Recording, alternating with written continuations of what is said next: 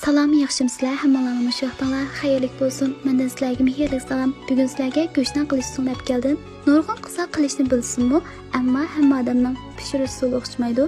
Ba'zilar duxovkada pishiradi, ba'zilar mayda pishiradi. Shaxsan men mayda pishirganni pek yaxshi ko'raman. Shuning uchun sizlarga ham bahrilay deb keldim. Eng avval xamirni tayyor qilib olamiz. Un, muvofiq miqdorda tuz, bir tal tuxum, andan sumay, chuchitilgan sumayni muvofiq miqdorda quyib olsak bo'ladi.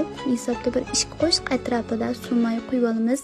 Andan xamirni yo'g'irib tayyor qilib olamiz. Xamirning bo'shchiqligi lag'man xamirdek bo'ldi.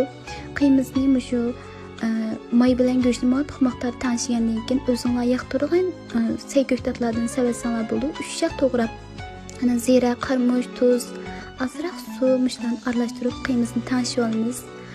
Andan mushu holatda zo'l qilib, birini kichikroq, birini cho'ngroq qiymini ustiga tekshi yildirib, yana bir kichikroq jildimizni ustiga yapamiz. Andan chiroyli holatda gul chiqarib, mushtaq qilib olamiz.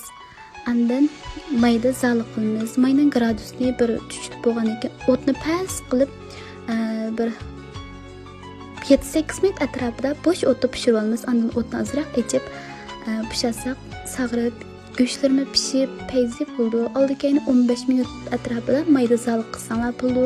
Kuyib ketmasin, rangi chiroyli chiqsin.